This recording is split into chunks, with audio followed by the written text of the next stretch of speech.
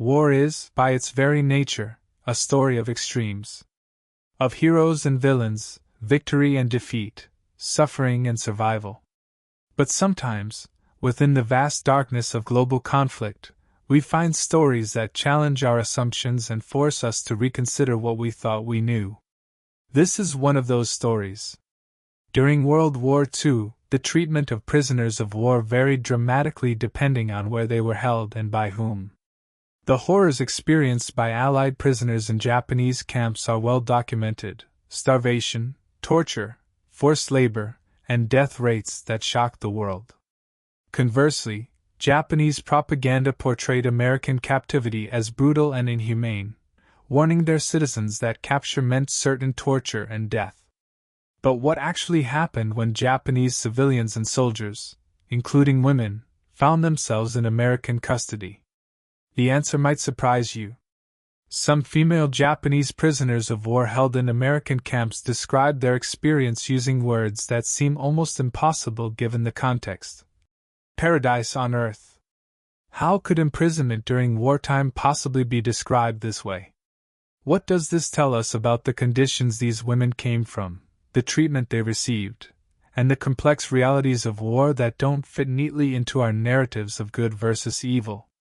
Today, we explore this little-known chapter of World War II history. We'll examine the experiences of Japanese women held in American custody, the stark contrasts between different POW systems, and what these stories reveal about humanity in the midst of humanity's darkest hours. This is not a story of justifying war or glorifying imprisonment. It's a story about unexpected compassion, cultural shock, and the complex truths that emerge when we look closely at history. To understand this story, we must first understand the broader context of prisoner treatment during World War II in the Pacific Theater. The Pacific War was marked by extraordinary brutality on all sides. The fighting was savage, island by island, with both sides viewing the other as fundamentally alien and often subhuman. Japanese military culture, influenced by the Bushido Code, considered surrender to be the ultimate dishonor, worse than death itself. Soldiers were expected to fight to the last man, and those who surrendered were seen as having forfeited their humanity. This belief had catastrophic consequences for Allied prisoners. The Japanese military reasoned that since their own soldiers would rather die than surrender, those who did surrender had demonstrated weakness and cowardice unworthy of respect. The result was systematic mistreatment of Allied POWs that shocked even hardened military observers. In Japanese prison camps throughout Asia and the Pacific, Allied prisoners faced starvation rations, forced labor in brutal conditions, routine beatings, medical experimentation, and summary executions. The death rate among Allied prisoners in Japanese custody was approximately 27%. Compared to just 4% of Allied prisoners held by Germany and Italy. These numbers tell a story of systematic neglect and abuse. The Bataan Death March in the Philippines, where thousands of American and Filipino prisoners died during a forced march, became a symbol of Japanese brutality. Camp conditions throughout the Japanese prison system were characterized by insufficient food, no medical care, and guards who viewed prisoners with contempt. Meanwhile, Japanese propaganda prepared their citizens and soldiers for the worst if they fell into American hands.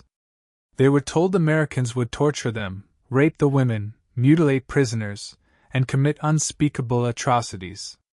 These warnings were so effective that many Japanese soldiers and civilians chose suicide over surrender. During the Battle of Saipan in 1944, hundreds of Japanese civilians jumped from cliffs to their deaths rather than face capture by American forces. Against this backdrop of mutual fear and hatred, the question of how America would treat Japanese prisoners became critical. Would the Americans follow the Geneva Convention protocols? Would they seek revenge for Pearl Harbor and the mistreatment of their own prisoners? Or would something unexpected happen? The answer would surprise both sides.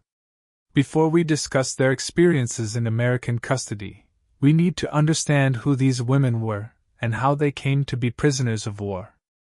Unlike the millions of male combatants, female Japanese POWs were relatively rare. The majority were civilians who found themselves in war zones as the conflict spread across the Pacific. Some were nurses attached to military units, caring for wounded soldiers.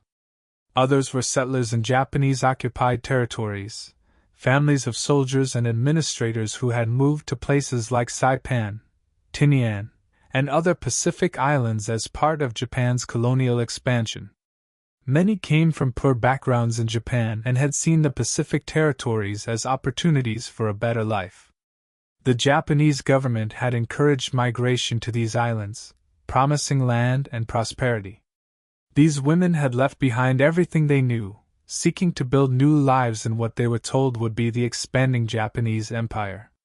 When American forces began retaking these islands in 1944 and 1945, these civilians found themselves trapped in combat zones. The propaganda they had been exposed to filled them with terror. They had been told that American soldiers were barbaric monsters who would rape and kill them. Many chose to hide in caves or jungles, facing starvation and disease rather than surrender. Some were captured during the final phases of island battles. Others, starving and sick, eventually emerged from hiding when they could no longer survive on their own. Some were found weeks or even months after fighting had ended, barely alive, having witnessed the deaths of family members and neighbors. There were also a small number of female military personnel, primarily nurses who had been serving in field hospitals or naval facilities. These women had received military training and were considered non-combatants under international law, but they had been serving in an official military capacity. The women who became POWs ranged in age from teenagers to elderly. Some were mothers with young children. Some were young women who had barely begun their adult lives. Others were older women who had lived through decades of Japanese militarism and propaganda. They came from different social classes, though most were from working class or farming backgrounds. What united them was their absolute terror of what awaited them in American custody. They had been taught that death was preferable to capture. Some had witnessed the mass suicides on Saipan and other islands, where entire families leaped to their deaths rather than face the Americans. Those who survived to become POWs often did so only because they were too weak to resist or because they had children they wanted to protect. They entered American custody expecting the worst possible treatment imaginable. What they found instead would fundamentally challenge everything they believed about their enemy, and, in many cases, about their own society. Imagine the scene: women who have spent weeks or months hiding in caves and jungles, surviving on minimal food, many sick or injured, all convinced they are walking toward torture and death. They have been captured by the enemy they've been taught to fear more than anything. They are brought to American prisoner of war camps. And then, something unexpected happens. The first shock for many Japanese women prisoners was simply being treated humanely. Instead of beatings and torture, they received medical attention. Army doctors and medics examined them, treated their wounds and illnesses, and provided medicine. For many, this was the first proper medical care they had ever received in their lives. Those who were malnourished, which was the majority, were given food. Not starvation rations, but actual meals with sufficient calories. The contrast with what they had been told to expect was so stark that many initially refused to eat, believing the food must be poisoned. It took time and demonstration by American personnel eating the same food to convince them it was safe. American policy toward Japanese POWs was based on strict adherence to the Geneva Convention, despite the fact that Japan had not formally ratified these agreements and did not follow them in treating Allied prisoners. The United States made a strategic and moral decision to treat enemy prisoners according to international humanitarian law regardless of how their own soldiers were being treated. This wasn't just about moral superiority.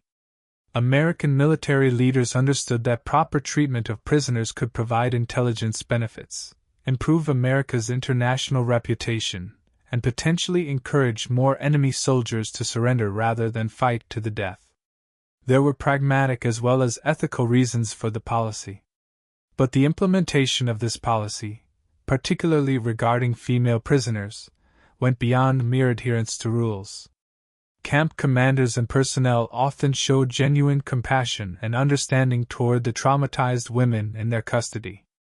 One account describes a group of women who were found hiding in a cave on Saipan, starving and terrified.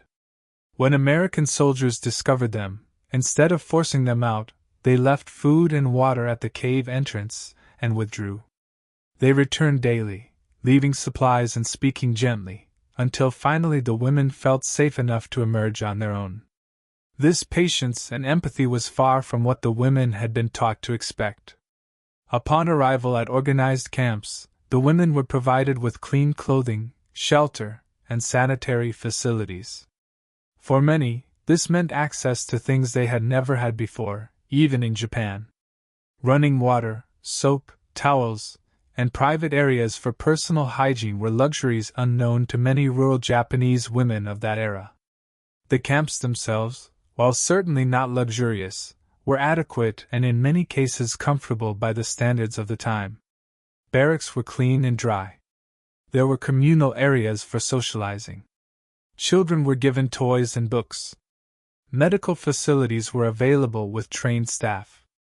Perhaps most significantly, the women were treated with respect. Guards were instructed to be courteous. Physical punishment was strictly forbidden. The women were addressed politely, and their dignity was maintained as much as possible within the constraints of imprisonment. This humane treatment had a profound psychological effect. Women who had been prepared to die rather than face capture found themselves in a situation that contradicted everything they had been told. The cognitive dissonance was enormous. They had to reconcile their propaganda-shaped beliefs with the reality they were experiencing. As days turned into weeks and months, the women began to adapt to life in American custody. What emerged was a daily routine that, remarkably, many would later describe in positive terms. Food was one of the most significant factors in this assessment. The women received 3 meals a day with adequate caloric content. While the food was different from traditional Japanese cuisine, it was nutritious and plentiful. Rice was provided when available, along with vegetables, occasional meat or fish, bread, and even treats like canned fruit. For women who had grown up in rural poverty in Japan, where food scarcity was common, and who had then endured near starvation while hiding from American forces, this regular food supply was nothing short of miraculous. Some women later recalled that it was the first time in their lives they had gone to bed without hunger. Children in the camps were given milk, which was rare in Japan at that time. They received toys, including items donated by American military personnel and Red Cross organizations. Schools were established in larger camps, where children could continue their education. American soldiers sometimes played with the children, teaching them games and simple English words. Medical care continued beyond initial treatment. Pregnant women received prenatal care and safe deliveries, something many had never experienced before. Sick children were treated promptly. Chronic conditions that had gone untreated for years were finally addressed. Dental care was provided. Vaccinations were administered. The women were given opportunities for productive activity. They could do laundry, mending, and craft work. Some camps established gardens where prisoners could grow vegetables, providing both activity and supplemental food. Women taught each other traditional crafts, organized cultural activities, and created social structures within the camps. Religious practices were respected. Though Shinto and Buddhist practices were unfamiliar to most American personnel, prisoners were generally allowed to maintain their spiritual traditions as long as they didn't conflict with camp security. This religious freedom was significant, as it showed respect for Japanese culture even in the midst of war. Social structures emerged organically. Older women became informal leaders, settling disputes and organizing activities. Mothers formed supportive networks to help each other care for children. young women found companionship and mutual support. These social bonds helped prisoners cope with the trauma of their experiences and the uncertainty of their future. Letters from home were delivered when possible, though this was complicated by the ongoing war and the disruption of Japanese civil society. The International Red Cross facilitated some communication, allowing women to inform family members they were alive and reasonably well. Entertainment was not forbidden. Women sang traditional songs, told stories, and organized cultural performances. Some camps provided access to books and materials for traditional Japanese arts like calligraphy and origami. American personnel sometimes arranged film screenings or musical performances. Perhaps most remarkably, American soldiers often showed personal kindness that went beyond official policy. Stories emerged of soldiers sharing their own rations with hungry children, giving up blankets to cold prisoners, or simply showing friendliness and humor that helped ease the fear and anxiety of captivity. One particularly poignant account describes an American soldier who noticed a young Japanese woman crying and, through gestures and broken communication, learned she was worried about her mother back in Japan. The soldier, who had a Japanese-American translator friend, arranged for the woman to send a message through Red Cross channels. This small act of compassion had enormous impact on the woman's. The contrast with conditions back in wartime Japan was striking. By 1944 and 1945, Japan itself was experiencing severe shortages. For women who had never experienced being addressed directly and respectfully by authority figures, this was revolutionary. American personnel, operating under Geneva Convention protocols and military professionalism, treated the women as human beings entitled to certain basic rights and dignities. This was a completely new experience for many. The sense of community that developed among the women prisoners also contributed to positive feelings about the camps. Removed from the strict social hierarchies of Japanese society, women formed friendships across class lines. They supported each other emotionally, shared childcare duties, and created a sense of solidarity. This female community was empowering in ways that would have been impossible in traditional Japanese society. It's crucial to note that not every woman felt this way, and not every camp provided the same experience. Some prisoners remained deeply traumatized by their experiences, angry about their captivity, worried about family members back in Japan, or unable to overcome their indoctrination about Americans. The paradise description came from some women, not all, and always with the understanding that they were comparing it to their previous lives, not to an absolute standard of freedom. There's also a psychological phenomenon to consider: Stockholm Syndrome and adaptive coping mechanisms. Some women may have developed positive feelings toward their captors as a way of psychologically surviving captivity. The human mind seeks to find meaning and positivity even in difficult circumstances, and viewing captivity in a positive light could be a survival mechanism. However, the consistency of positive reports, the specific details about material conditions, and the fact that these assessments often came years after liberation when women had no reason to praise their former captors, suggests that the positive descriptions reflected genuine experiences rather than just psychological adaptation. To fully appreciate the significance of these women's experiences, we must confront the stark contrast with how Allied prisoners were treated in Japanese custody. This comparison is not meant to create a simplistic good versus evil narrative, but to understand the very different philosophies and practices that governed prisoner treatment. Allied prisoners in Japanese camps faced conditions that were catastrophic. Starvation was systematic. Daily rations often consisted of a small amount of rice, perhaps some vegetable scraps, and little else. Prisoners became skeletal, many dying of malnutrition or malnutrition-related diseases like beriberi. Camps that held thousands of prisoners could see dozens dying every day from starvation alone. Medical care was essentially non-existent. Prisoners suffered from dysentery, malaria, cholera, and other diseases without treatment. Wounds became infected and gangrenous. Simple illnesses that could have been treated with basic medicines became death sentences.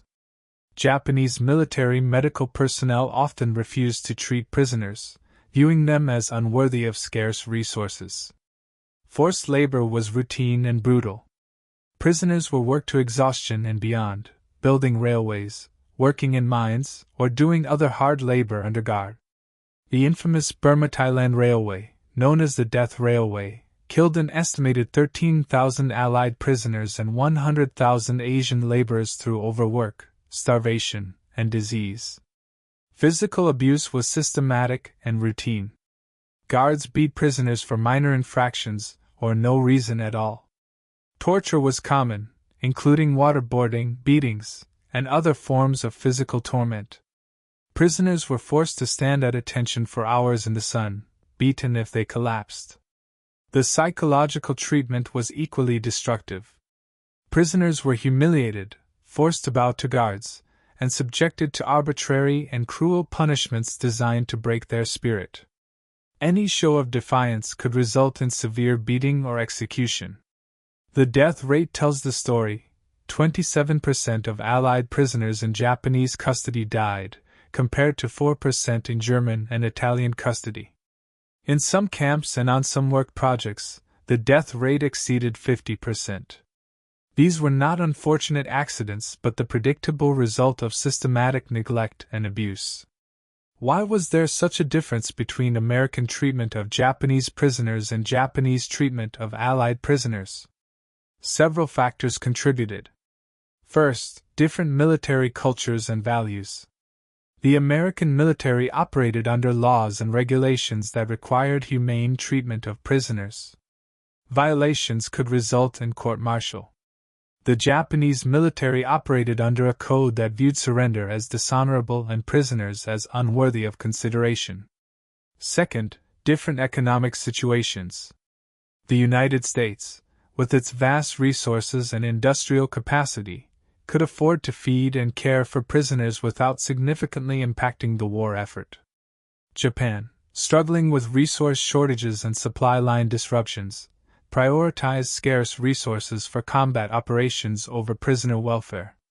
Third, different strategic calculations.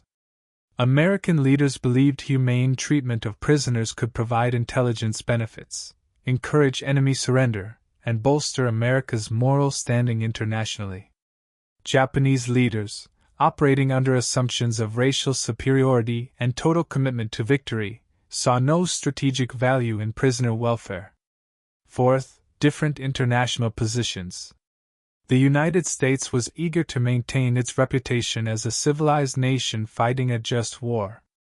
Japan had withdrawn from the League of Nations and operated with less concern for international opinion. Fifth, and perhaps most fundamentally, different views of human dignity. American policy, influenced by Enlightenment values and Christian ethics, held that all humans possessed inherent dignity that had to be respected even in war. Japanese military ideology, influenced by an extreme interpretation of Bushido and emperor worship, held that those who surrendered had forfeited their claim to human dignity. The result of these differences was visible in the physical condition of prisoners. Allied prisoners liberated from Japanese camps were often barely recognizable as human beings, skeletal and traumatized. Japanese prisoners released from American custody were generally healthy and had often gained weight during captivity. Photographs from the end of the war show this contrast starkly. Images of emaciated Allied prisoners being liberated from Japanese camps shocked the world and influenced the Tokyo war crimes trials. Meanwhile, Japanese prisoners being repatriated from American custody looked well-fed and healthy. The story of these female Japanese POWs didn't end with the war. Their experiences and the accounts they provided have had lasting historical significance and raise important questions about memory, narrative, and the complexity of war. When these women returned to Japan after the war, many faced difficult reintegration. Japanese society was devastated, struggling to rebuild from the ruins of defeat. Food shortages were severe, infrastructure was destroyed, and millions were homeless. The women who had been prisoners returned to a country in chaos. Some faced suspicion or stigma for having survived captivity. In a culture that had glorified death over surrender, those who had been prisoners sometimes encountered questions about why they hadn't chosen suicide. The cultural shame associated with capture could follow them for years. Yet many of these women spoke openly about their experiences in American custody, often in terms that shocked their listeners. Their accounts of adequate food, medical care, and humane treatment seemed almost unbelievable to Japanese who had endured the horrors of the war years and its aftermath. These testimonies served several purposes in post-war Japan. First, they helped to break down the propaganda image of Americans as monsters. As Japan began its transformation into an American ally during the occupation period, these positive stories of American treatment helped ease the transition. Second, they provided evidence for war crimes tribunals and historical records. The contrast between American and Japanese treatment of prisoners became part of the official record of the war and influenced international humanitarian law going forward. Third, they raised uncomfortable questions within Japan about its own society and treatment of women. If women who had been prisoners of war described that experience as superior to their previous lives in Japan, what did that say about Japanese society? This prompted some reflection and contributed to post-war social reforms. American authorities used these testimonies carefully. On one hand, they demonstrated that America had fought a humane war even against a brutal enemy. On the other hand, there was sensitivity about being seen as exploiting these stories for propaganda purposes or as trivializing the genuine suffering of imprisonment. The International Red Cross and other organizations studied the American POW system as a model for humanitarian treatment during conflict. The generally successful adherence to Geneva Convention standards by American forces, though not perfect, with some documented violations, became a case study in international law. However, the paradise framing has sometimes been misused or misunderstood. Some have used it to suggest that imprisonment can be acceptable, or even beneficial, which misses the point entirely. Others have used it to create simplistic narratives about American moral superiority while ignoring American war crimes and atrocities that did occur, particularly the atomic bombings and the internment of Japanese Americans. The real lesson of these women's stories is more nuanced. It shows that even in war, choices exist. The decision to treat prisoners humanely or cruelly is a choice. The United States chose to follow international humanitarian law regarding Japanese prisoners even while its own prisoners were being brutally mistreated. This choice reflected both moral commitment and strategic calculation. It also highlights the importance of baseline conditions in shaping perception. The women's positive assessment of captivity reflected their previous experiences of poverty, powerlessness, and hardship. Their testimony reminds us that war's victims come from real lives, often lives of pre-existing suffering, and that context matters enormously in understanding human experience. The experiences of these women also demonstrate the power of small kindnesses in extreme circumstances. The American soldiers who shared candy with children, the medics who treated sick prisoners with care, the administrators who maintained dignity and respect, these individuals made choices that had profound impacts on the people in their charge. Finally, these stories complicate our narratives of World War II. We tend to see the Pacific War in stark terms: good versus evil, civilization versus barbarism. The reality was more complex. While Japanese militarism was certainly brutal and America's cause was just, individual experiences within that framework varied enormously. Some Americans committed atrocities. Some Japanese showed compassion. And sometimes the victims of one side's aggression found unexpected humanity from their captors. What can we learn from these nearly forgotten stories of female Japanese POWs in American custody?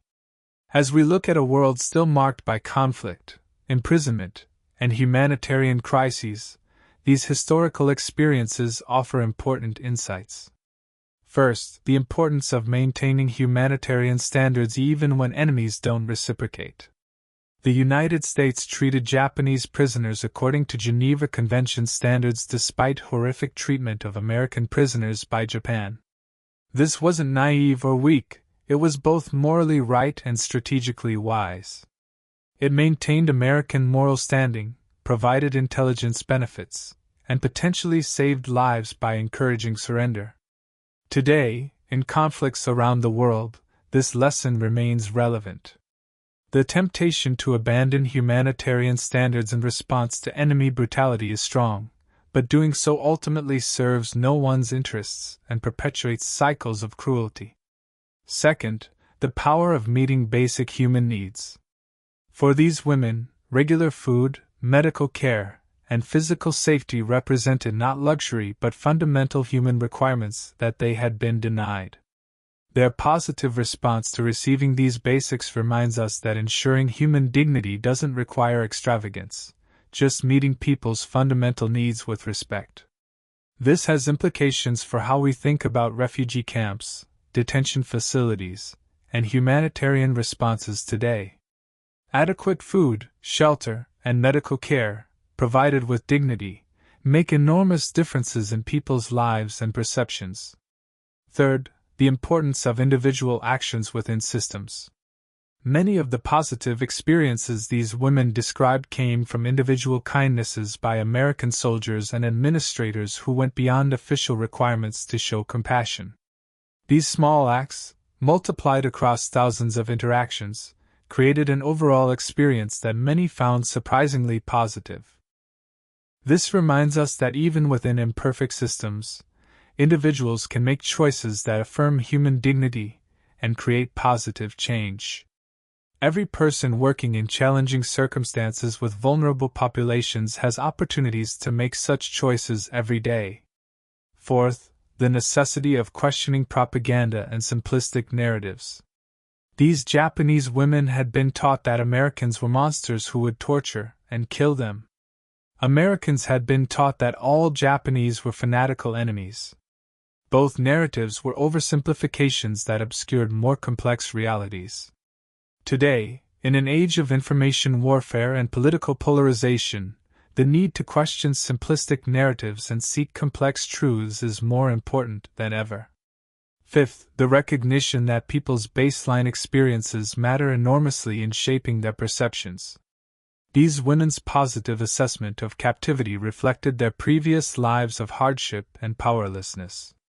Understanding this context doesn't diminish the significance of humane treatment, but it reminds us that we must consider people's full life experiences, not just their immediate circumstances. Finally, these stories remind us that history is complex and contains unexpected truths. The women who called American prison camps paradise aren't arguing that imprisonment is good or that war is acceptable. They're testifying to specific experiences that defied expectations and challenged assumptions. Their voices deserve to be heard not to support any particular political position, but because they represent authentic human experiences that complicate and enrich our understanding of history. The story of female Japanese POWs in American custody during World War II is not a simple tale of virtue and righteousness. It's a complex historical episode that reveals much about human nature, military culture, social conditions, and the choices available even in the midst of total war. These women experienced imprisonment during humanity's darkest hours. Yet many found in that imprisonment something they had rarely known in freedom: adequate food, medical care, physical safety, and basic human dignity. Their testimony challenges us to think more deeply about war, peace, justice, and humanity. It reminds us that even in conflict, choices matter. That maintaining one's principles in the face of enemy brutality is not weakness but strength. That small kindnesses can have profound impacts. And that the truth of human experience is always more complex than our simplified narratives suggest.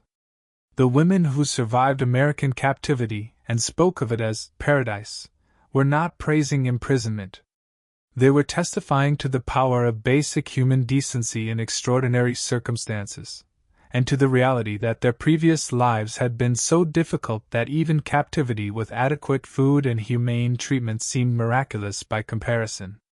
Their voices echo across the decades, reminding us that in every conflict, there are countless individual stories that complicate the grand narratives. That seeing enemies as human beings is not naive but essential. And that the choice to maintain dignity and compassion, even toward those we fight against, ultimately defines who we are. Thank you for listening to this complex chapter of World War II history. May we learn from these stories and carry their lessons forward into our own troubled times.